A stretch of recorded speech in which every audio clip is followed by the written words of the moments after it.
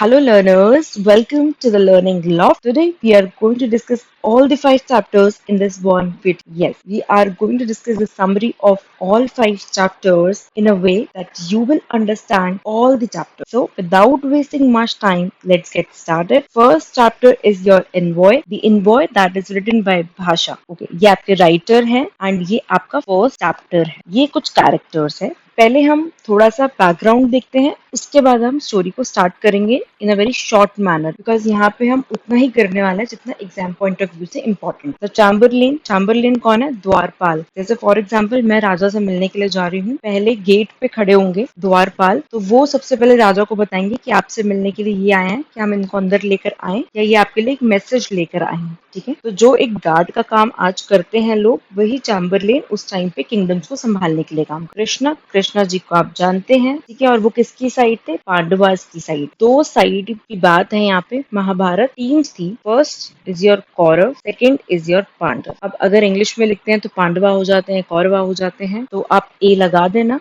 And बोलते वक्त that's all right, you can say Kaurava, you can से पांडव. ओके, तो पांडव भेजते हैं कृष्णा जी को कौरव के पास. क्यों? अपना इनहेरिटेंस मांगने के लिए. जो उनका किंगडम था, जो उनकी प्रॉपर्टी थी, उसका डिस्प्यूट था. जैसे आज भी दो भाई लड़ते हैं प्रॉपर्टी पे, वैसे ही यहाँ पे प्रॉपर्टी की बात की. उन्होंने बोला कि किंगडम तो दो में डिवाइड होना चाहिए ना, उनका भी तो शेयर बनता है. उन्होंने एक एनवॉय को भेजा, एनवॉय मैसेंजर.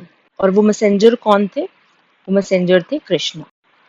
ठीक है, कृष्णा जी को भेजा कि आप जाके एक बार कौरव से बात करके आइए कि वो आराम से शांति से बैठकर बात करे, ना कि वॉर करे, क्योंकि वॉर हमेशा डिस्ट्रक्शन लेकर आता है. उसके बाद दुर्योधन, जो कभी नहीं चाहता किंगडम पांडवास को देने के लिए, वो कभी रेडी नहीं होंगे. ठीक है, दुर्योधन कौरव की साइड है. ठीक है, कौरव की जो किंग है वो दुर्योधन है. दुर्योधन के फादर का क्या नाम है? Dhritarashtra. He is the son, he is the father. And अब बात आती है सुदर्शन की. सुदर्शन इज द चक्र. ये पर्सोनिफिकेशन है चक्र का. किसी को पर्सोनिफिकेशन समझ नहीं आया? ठीक है, तो पर्सोनिफिकेशन क्या होता है? जैसे मैं एग्जांपल दे देती हूँ. आज तो मुझे सन ने उठाया है. अब सन अभी आ सकता है क्या उठाने के लिए? नहीं आ सकता ना, because son is not an animate object. अच्छा, सन कैसे उठाने के लिए आ सकता है? ऐसा हो सकता है कि मेरे कर्टेन्स हटे हुए थे, वहां से सन की रेज आई बहुत तेज और एकदम से मेरी नींद खुल गई. अब मैंने बोल दिया यार सन तो आज मुझे उठाने के लिए आया था, आज सन की वजह से उठ गई मैं. ठीक है, हम किसी कभी भी एक इनएनिमेट ऑब्जेक्ट को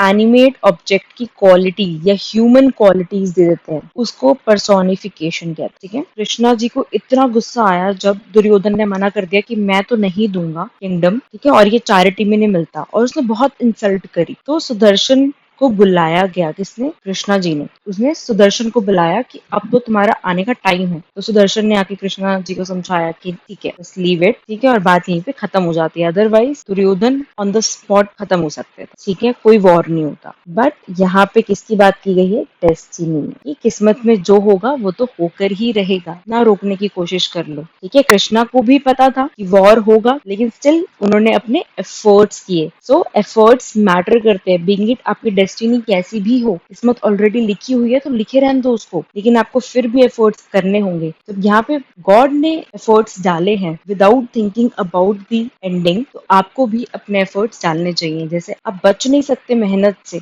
आप एक्सक्यूज नहीं दे सकते. ठीक है, so do your best and forget the rest. चलिए वापस चैप्टर पे आ जाइए. तो इसकी मैं एक बारी स्टोरी बता देती हूँ, इजी स्टोरी. सो बेसिकली ये आपका चैप्टर है, महाभारत से लिया गया है. महाभारत का ये वो वाला मोमेंट है जो कृष्णा जी आते हैं और दुर्योधन को समझाते हैं कि बेटा डिस्ट्रक्शन हो जाएगी अगर वॉर हुआ तो, सब खत्म हो जाएगा, क्यों करनी है ऐसी चीज में सब खत्म हो जाए. ऐसा करते हैं ना, इनहेरिटेंस को शेयर डिवाइड कर लो दोनों में, या दोनों साथ में आके संभाल लो शेयर. तो दुर्योधन बहुत ही ईगोइस्टिक मैन है. ठीक है, दुर्योधन कौन है? जिस पर्सन में बहुत ईगो है. नहीं नहीं, मैं किसी को दान में नहीं दे सकता अपना किंगडम, ये मेरा किंगडम है और मैं ही संभालूंगा, मैं यहाँ का राजा हूँ. ठीक है, और मैं पांडव के साथ कुछ शेयर नहीं करूंगा, मैं पांडवास के साथ कुछ भी शेयर नहीं करूंगा. तो जब कृष्णा जी बाहर खड़े होते हैं, चैम्बरलेन आता है दुर्योधन को बताने के लिए कि कृष्णा आए हैं, तो वो सबको भरी सभा में ये बोलते हैं कि अगर कृष्ण अंदर आए तो तुम लोग खड़े नहीं होगे। जैसे ऐसा होता है ना कि कोई अंदर आता तो हम रिस्पेक्ट करने के लिए उस रिलेटिव की हम खड़े होकर नमस्ते करते हैं, तो दुर्योधन ने सीधा मना कर दिया कि no respect needed for Krishna, ठीक है, विच मीन्स उसकी इंसल्ट करनी है। उसके बाद ये कम नहीं था, दुर्योधन ने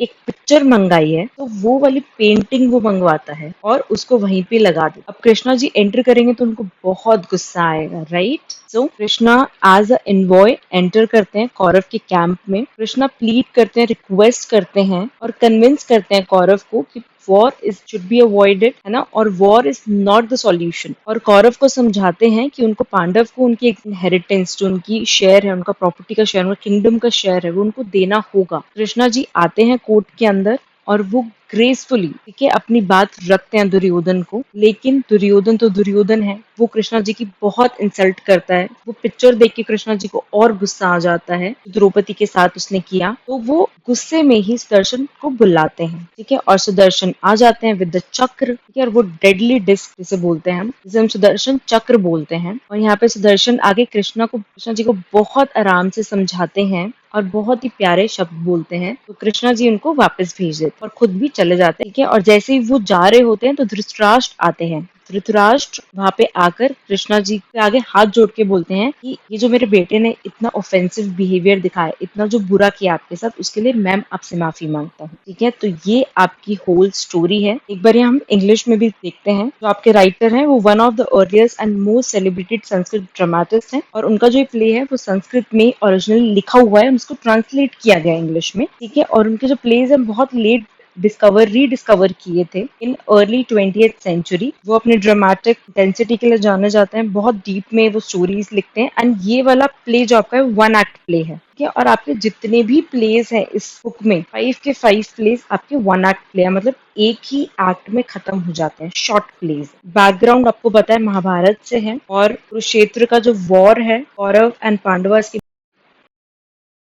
I think that's it about the chapter. एक बारी कोट्स पे भी ध्यान दे दो। मैंने यहाँ पे 3 कोट्स दिए हैं आपको, क्यों? बिकॉज बहुत बार जब हम आंसर्स लिख रहे हैं और बहुत बोरिंग हो जाते हैं आंसर्स, तो I think you are in 4th semester, soon going to be in the final year. So अभी से ही कोट्स पे फोकस करना स्टार्ट कर दो। फर्स्ट कोट है, all is lost by cheating relatives and well wishers. यहाँ पर इस पे एम्फेसाइज किया गया है कि वो बोल रहे हैं कि एक दिन सब हम खो देंगे, जो हम इतना भाई भाई बहन सब करते हैं ना, हम सब कुछ खो देंगे। कैसे? क्योंकि हमारे जो रिलेटिव्स हैं, जो हमारे वेल विशर्स हैं, हमारे साथ हैं, वो सब धोखा ही दे देंगे हमें। Second, kingdoms are not given in charity, they are won by princes. जो किंगडम है वो चैरिटी दान में नहीं दिया जाता किसी को, वो जीता जाता है किससे? जो प्रिंस होता है, जो रियल डिजर्विंग मैन है ना, जो रियल डिजर्विंग पर्सन है, वो जीतेगा किंगडम को। Coward, grass is indeed a thing for you. Basically ये पांडव के लिए बोला गया है। तो you can learn these 3 quotes अपने आंसर्स में। जहाँ पे भी एनवॉय चैप्टर दिख रहा है, जहाँ पे भी दुर्योधन की बात हो, प्लीज इन कोट्स को डाल दो बीच में ब्लैक पेन से। ये आपको +1 मार्क्स दिला के रहेगा। So the second chapter is the swan song, written by Anton Chekhov. ये एक रशियन ड्रामेटिस्ट हैं and a short story writer. So उन्होंने ये प्ले कब लिखा था? 1887 में। इसमें 2 कैरेक्टर्स हैं, स्वा लेविटोव एंड निकिता इवानोविच। अब ये थोड़ा सा रशियन नेम्स है, थोड़ा सा आपको याद करना होगा। फिर भी इजी बनाने के लिए Nikita is the easy name, but ये बॉय है, ठीक है, ये चीज याद रखना। एंड इवानिच, ओके, ये आपको याद हो जाएगा। स्वा लेविडोव कैसे याद करना? स्वा इतना आपको याद करना होगा, SVIET, लॉविडोव, लेविडोव, ओके, स्वा लॉविडोव। ऐसे आपको याद करना होगा। इनकी सबसे पहले तो स्पेलिंग्स 2-3 टाइम्स लिखो और याद करो, बिकॉज अगर आंसर्स में स्पेलिंग गलत हो गई, पॉसिबल ही नहीं है कि आपको मार्क्स मिल जाएंगे। एंड अगर आप ये सोच के चल रहे हो कि क्वेश्चन में कैरेक्टर का नेम तो मिल ही जाएगा, तो ये भी आपकी गलतफहमी है। हो सकता है ना मिले, हो सकता है आपको चैप्टर का नेम आ जाए, स्वान सॉन्ग पे कोई क्वेश्चन आ जाए, बट कैरेक्टर की बात ही नहीं कर रही थी। Do the smart work already, पहले से ही अपनी तैयारी करके चलो। जब वॉर होता है अचानक थोड़ी अपने आर्म्स एंड अपनी पिस्टल्स उठाते हो, नहीं ना, पहले से रेडी होते हो वॉर के लिए। 1887 में ये प्ले लिखा गया था। इसका थीम क्या है? Basically mental torment. जो मेंटल पर्सन जब अकेला होता है, इन आइसोलेशन एंड एलियनेशन, जब पर्सन अकेला होता है तो उसके दिमाग में बहुत सारे थॉट्स चल रहे होते हैं, ठीक है। उन थॉट्स की, उस मेंटल टॉर्मेंट की बात करिए इस पूरे प्ले में। तो स्वा लेविडॉफ कितने साल के होते हैं? तो ये होते हैं 68 ईयर्स के, ठीक है, 68 ईयर्स के होते हैं और उनको 45 ईयर्स हो जाते हैं थिएटर में काम करते हुए, ठीक है, थिएटर में काम करते हुए उनको 45 ईयर्स हो जाते हैं। तो ये इनका लास्ट स्वान सॉन्ग का मतलब last performance of an actor, जो स्वा लेविडॉफ है उनका लास्ट परफॉर्मेंस होता है, क्योंकि वो रिटायर हो चुके हैं, 68 ईयर्स के हो चुके हैं, अब इससे ज्यादा नहीं कर सकते वो एक्टिंग। तो अगर मैं शॉर्ट में 2 लाइन्स में एक स्टोरी को बताऊं, तो बेसिकली स्वा लेविडॉफ बहुत परेशान होते हैं और वो उस टाइम को याद कर रहे होते हैं जब उन्होंने अपने करियर को अपने प्यार से ऊपर रखा था। मतलब उनको एक लड़की पसंद थी और वो ये सब कुछ निकिता को बता रहे हैं और उन्होंने पी रखी है, मतलब ही इज ड्रंक, ठीक है। तो वो निकिता को सब कुछ बताते हैं कि देखो मैंने अपने करियर को चूज करा और अपने प्यार को टाटा बाय बाय कह दिया, बिकॉज मेरी जो प्यार मुझसे जो प्यार करती थी वो उसने मुझे बोला था कि मैं तुमसे शादी तभी करूंगी जब तुम अपने एक्टिंग करियर को टिच कर दोगे, मतलब दूर कर दोगे अपने से। तो लेकिन मैं नहीं कर पाया, मुझे एक्टिंग इतनी पसंद थी, लेकिन आज देखो, आज मेरा करियर खत्म हो गया है, मैं अब एक्टिंग और नहीं कर सकता, मैं रिटायर्ड हो चुका हूँ। लोग कल मुझे कितना पहचानते थे, कितनी मेरी प्रशंसा, कितने मुझे अप्रिशिएट करते थे, आज वो लोग मुझे पहचानते भी नहीं है, मैं सिर्फ उनके पैरों की धूल बन चुका हूँ, है ना, मुझे लोग पहचानते भी नहीं आज। तो बोला मैंने इन सब के लिए अपने करियर को चूज किया था। तो वो सिर्फ और सिर्फ एक मेंटल ट्रॉमा है जो पीने के बाद इंसान सब बोल देता है ना, जो उसके मन में होता है, तो वो सब बोले जा रहा है, ठीक है। This is the story of स्वा लेविडॉफ, ठीक है। इवानिच एक नॉर्मल सा इंसान होता है, काइंड ऑफ असिस्टेंट, जो उनकी हेल्प करता रहता है प्रॉप्स को लाने में। जैसे स्टेज पे कोई प्रॉप रह गया तो उसको जाएगा, हेल्प करेगा, या फिर अपनी वॉइस देगा, वॉइस ओवर करेगा पीछे से, मतलब हेल्पर, काइंड ऑफ असिस्टेंट। इनकी स्टोरी देखते हैं। एंटर चेकव कौन उसका डेट ऑफ बर्थ है, याद करने की जरूरत नहीं है। A Russian play right and a short story writer known for his use of realism and deep character studies। बहुत ही realism यूज करते हैं, deep character studies होती है। of course दो ही characters हैं और उनको कितने अच्छे से उन्होंने बताया है, उन दोनों कैरेक्टर्स की मेंटल स्टेट बता दी हमें। One of the greatest story short story writer in the history wrote plays like the cherry orchard, the seagull, the swan song. That's all right. आपको याद होते हैं तो बहुत अच्छे, नहीं याद होते तो कोई बात नहीं। About the play, The Swan Song is a one-act play written in 1887, centers on an elderly actor reflecting on the career and life. Set in a theater, explores theme of aging। जब इंसान बूढ़ा होता रहा है तो उसके बहुत सारे चेंजेस आते हैं, उसकी बॉडीली चेंजेस, उसके mental changes, physical, mental, emotional, हर जगह से इंसान चेंज हो रहा होता है।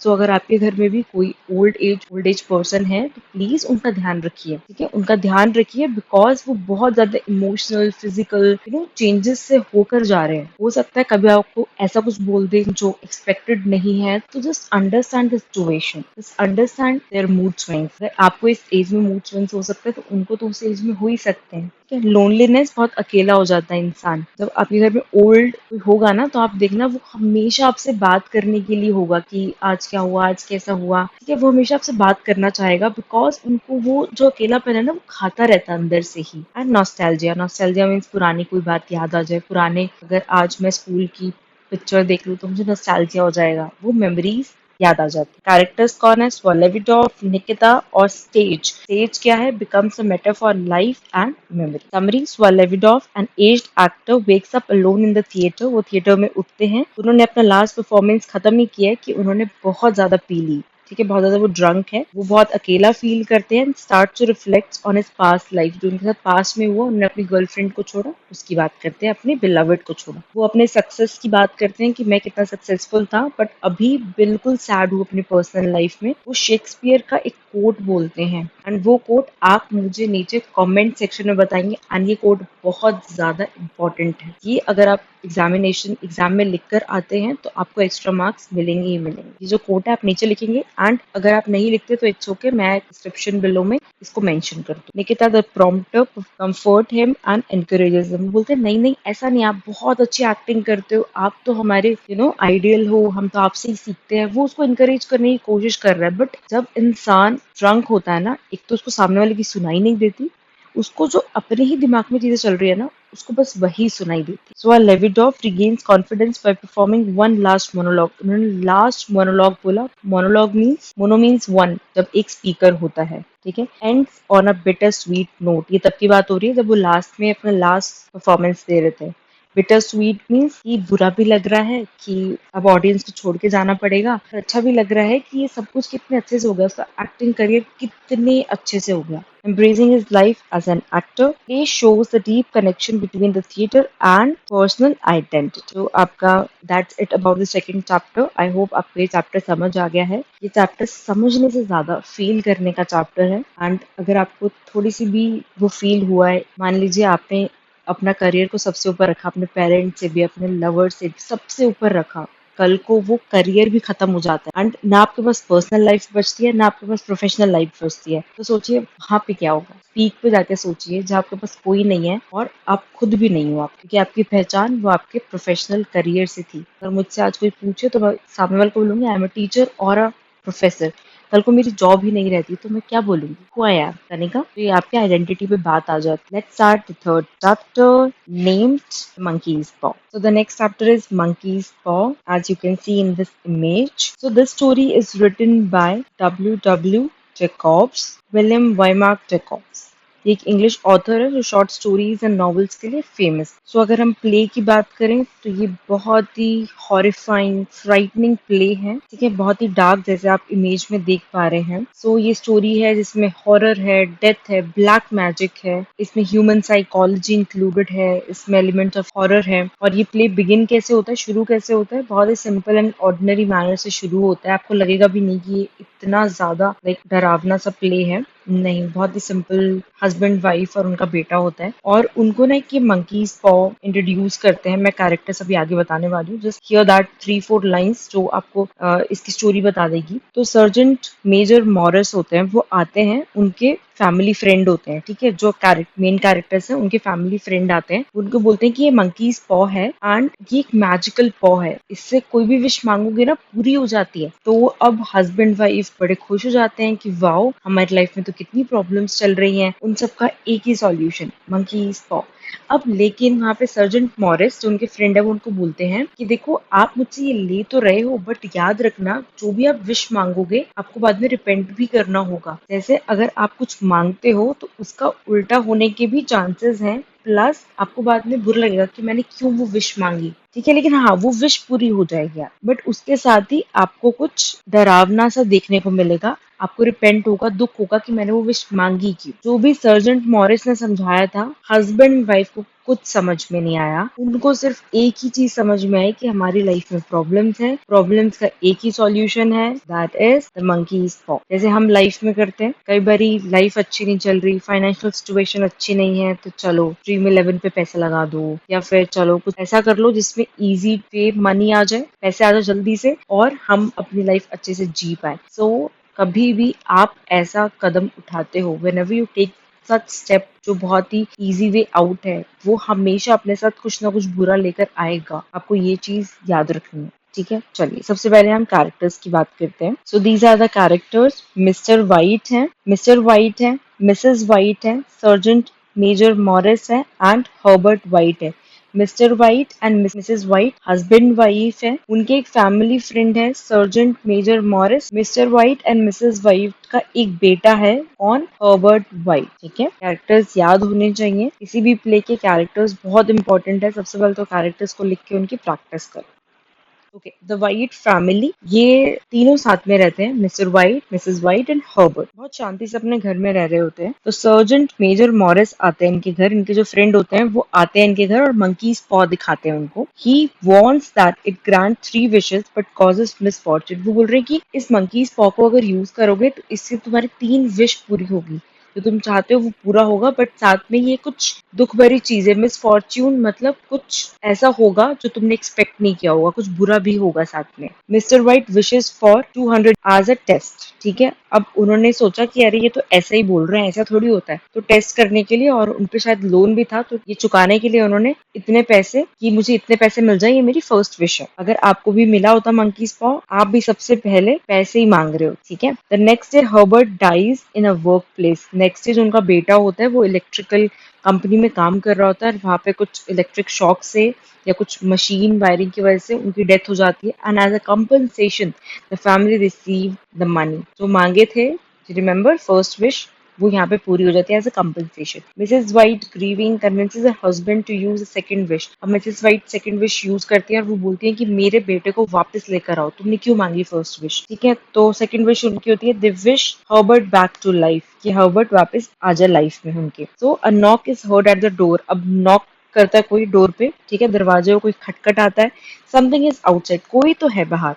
Mrs White rushes to open it. Mrs White एकदम से भागती है कि मेरा बेटा है, शायद मुझे ऐसा लग रहा है कि मेरा बेटा आया है। बट मिस्टर वाइट बहुत डर जाते हैं और मिसेज वाइट को रोक देते हैं। He uses the third wish, और वो एकदम से थर्ड विश जल्दी से करते हैं क्योंकि उनको ऐसा लगता है कि उनका बेटा मर चुका है, या तो भूत आया है उसका, ठीक है, या कुछ और गलत चीज हो गई है। क्योंकि सेकंड विश पूरी तो हो जाएगी बट वो अपने साथ एक मिसफॉर्च्यून भी लेकर आएगी। उनके बेटे को कभी शांति नहीं मिलेगी अगर उनकी आत्मा ऐसी भटकती रही। थर्ड विश क्या होती है? When she opens it no one is there, the wish reversed Herbert's return. तो वो जल्दी से विश करते हैं कि हर्बर्ट जहां भी है खुश रहे, ठीक है, हर्बर्ट जहां भी है खुश रहे, उसकी आत्मा को शांति मिले एंड ये सब।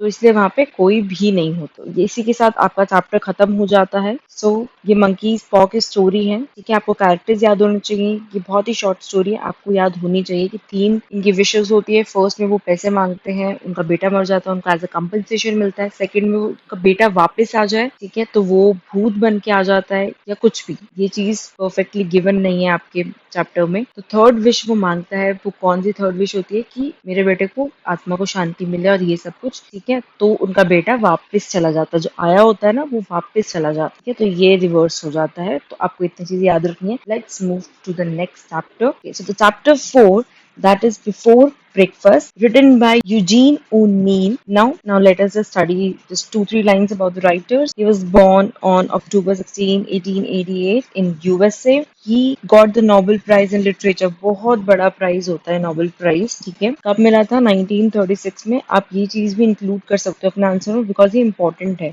और वो क्यों जाने जाते थे? बहुत ज्यादा साइकोलॉजिकल ड्रामा, वो बहुत ज्यादा साइकोलॉजी ऑफ अ पर्सन के बारे में लिखते थे।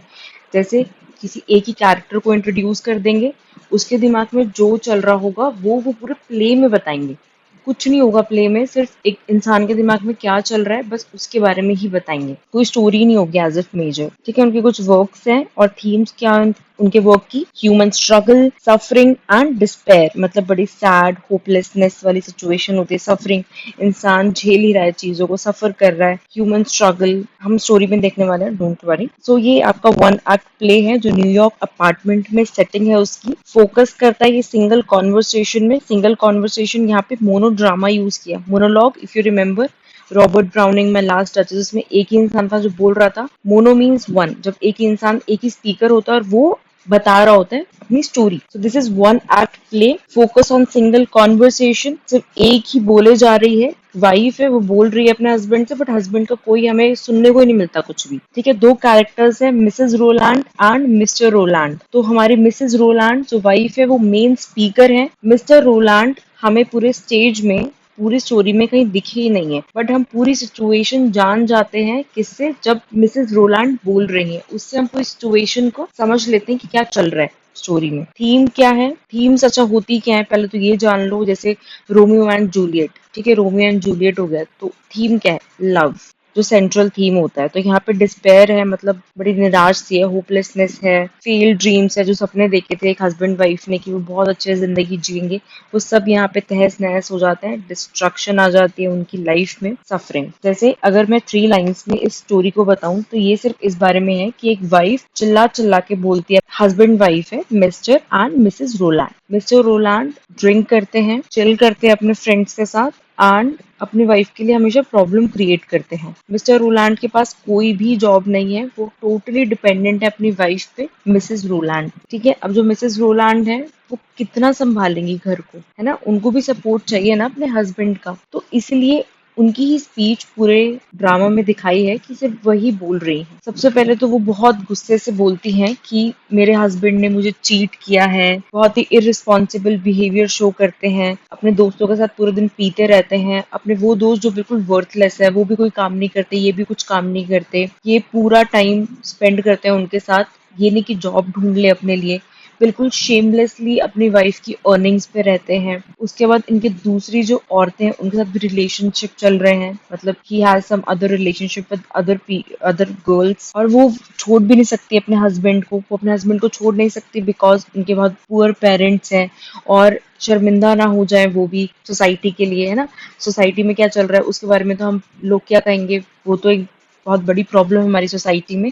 और तब भी ऐसा ही था, तो वो उस एम्बेरसमेंट के डर से अपने पेरेंट्स को भी कुछ नहीं बताती, और वो खुद ही सब सफरिंग खुद ही सब झेल रही है। तो मिसेस रोलांड क्या करती हैं, वो हमें अपनी डिस्पेयर, अपनी सिचुएशन वो बताती हैं थ्रू हर स्पीच कि उनके साथ क्या क्या हो रहा है। हमने नो डाउट उनके हस्बैंड एल्फ्रेड को, उनके हस्बैंड का नाम है एल्फ्रेड, उनको आज तक नहीं देखा, बट हम स्टिल बता सकते हैं कि यस उनके हस्बैंड कैसे हैं, ठीक है। एट लास्ट क्या होता है वो आपको अभी पता चलेगा। समरी क्या है इसकी, तो Mrs Roland speak very bitterly, बहुत ही ऐसे गुस्से में आके बोलती है, बहुत एंग्रीली बोलती है अपने हस्बैंड के साथ कि तुम ऐसा नहीं करते वैसा नहीं करते। Talks about their financial problem and her frustration, को बहुत गुस्सा है क्योंकि उनकी फाइनेंशियल कंडीशन बिल्कुल अच्छी नहीं है, उनके पास बिल्कुल पैसा नहीं है। Regret over there marriage, Mrs Roland हमेशा रिग्रेट करती है, पछताती है कि मैंने क्यों शादी कर ली इस आदमी से। Mister Roland remain silent through out, अब मिस्टर रोलांड पी रहे हैं, अपने दोस्तों के साथ घूम रहे हैं, चिल कर रहे हैं, तो वो क्यों ही बोलेंगे, उनकी गलती है, गलती के बाद क्यों ही बोलेंगे वो। Ends with a shocking revelation, अच्छा एंड में क्या होता है, मिसेस रोलांड देखती हैं एक डेड बॉडी को, ठीक है, और वो कहते हैं फुल ऑफ ब्लड होता है, full of blood on the bedroom floor. तो बेसिकली वो अपने हस्बैंड को मरा हुआ देखती हैं, ठीक है, और वो वहां से बिल्कुल भाग जाती हैं कि ये क्या हो गया। इंसान घबरा जाता है ना जब ऐसा कुछ देखता है तो इसकी एंडिंग ऐसे होती है, बहुत ही शॉकिंग एंडिंग होती है, जिसमें उनके हस्बैंड की डेथ हो जाती है। थीम्स एंड सिंबल्स हैं, प्लीज इनको रीड कर लेना। लोनलीनेस एंड आइसोलेशन, कि आपका हस्बैंड आपके साथ नहीं है, आप कितने अकेले पड़ चुके हो। डिल्यूजनमेंट विद लाइफ एंड मैरिज, की लाइफ कितनी डिल्यूजनरी है, आपने जैसे सोचा था, जैसे एक लड़की है जब वो शादी करती है तो वो क्या सोचती है कि लाइफ कितनी अच्छी होगी, एंड वहीं पे उसको अगर ऐसा हस्बैंड मिल जाए तो इट्स वेरी डिल्यूजनरी लाइफ, की क्या सोचा था और क्या हो गया, एक्सपेक्टेशन वर्सेस रियलिटी वाला scene. Desperation and mental breakdown, आप कितने टाइम तक एक प्रॉब्लम को झेल सकते हो, स्पेशली जब आपका हस्बैंड आपके साथ नहीं है, जिसके लिए आप अपना घर छोड़कर आए थे। What is the conclusion, captures emotional pain and social reality. Social reality क्या है हमारी, कि अगर एक वाइफ डिवोर्स लेने का सोचेगी, अपने हस्बैंड से अलग होने का सोच भी रही है, वो भी एक पाप है उसके लिए।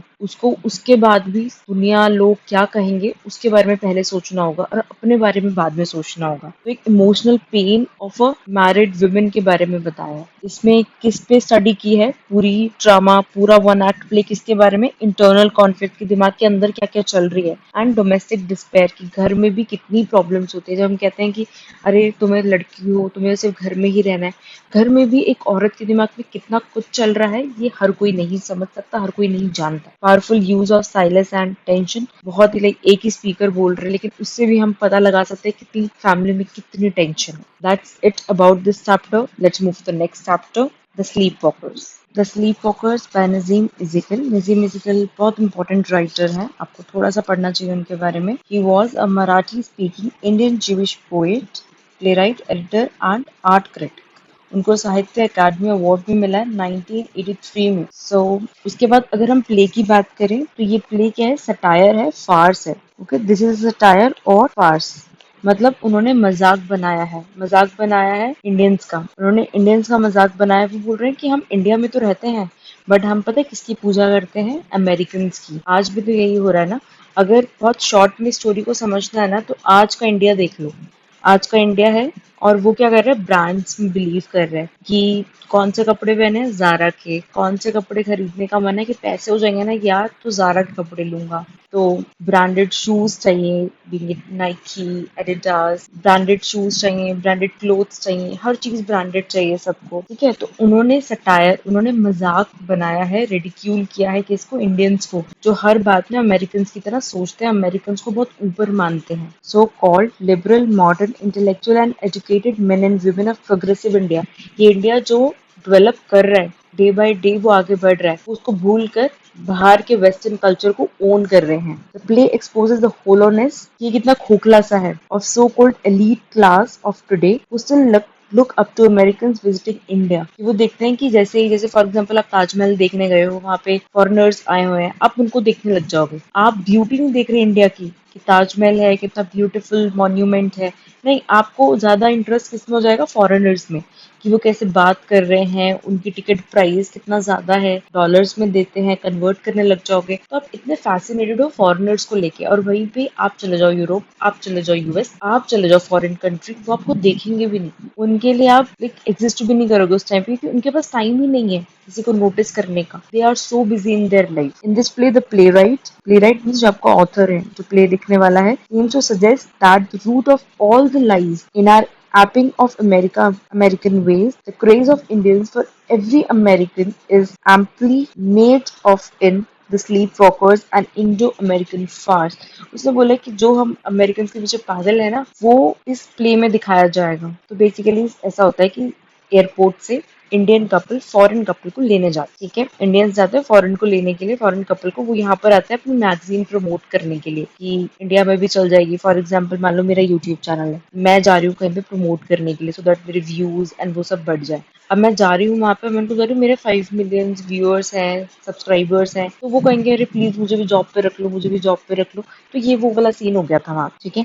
इंडियंस के पास कितनी जॉब रहेगी लेकिन स्टिल वो लुकअप करेंगे अमेरिकन को। जैसे आज एमएनसीज चल रही है, मल्टीनेशनल कंपनी सबसे ज्यादा गुड़गांव में ही चल रही है, तो वो यहाँ पर भी तो यही चल रहा है ना कि उनको अपने स्किल पे वर्क नहीं कर रहा। किसी ने B.Com कर रखी है, किसी ने M.Com कर रखी है, किसी ने इंजीनियरिंग कर रखी है, बट सबको इजी वे आउट चाहिए कि चलो यार कॉल सेंटर से इतना पैसा बन जाता है और डे नाइट वर्क करो, अपना आराम से 1 लाख तक अर्न कर लो। इवन आप नॉर्मल एक बीपीओ में भी इतना अर्न कर, जितना एक इंजीनियर अर्न कर रहे हैं, जितना एक नॉर्मल पर्सन अर्न कर रहे हैं, ठीक है। क्योंकि मल्टीनेशनल कंपनीज वो आपको कम दे रही हैं अकॉर्डिंग टू देयर सैलरी, वो कम दे रही है, बट इंडियंस के अकॉर्डिंग बहुत ज्यादा है वो salary. The Indian intellectual who anxiously await the arrival of their daily American are referred to here as sleepwalkers। मतलब ऐसे नहीं था हम नींद में चलते हैं, तो ऐसे ही इंडियंस फॉलो कर रहे हैं, नींद में फॉलो कर रहे हैं अमेरिकन को। Instead of being themselves and relying on their own heads, वो अपने दिमाग पे ट्रस्ट ही नहीं कर रहे, अपने दिमाग से चल ही नहीं रहे। Look forward to the superior, वो अपने से ज्यादा सुपीरियर मानते हैं अमेरिकन को। जैसे जब हम यहाँ पे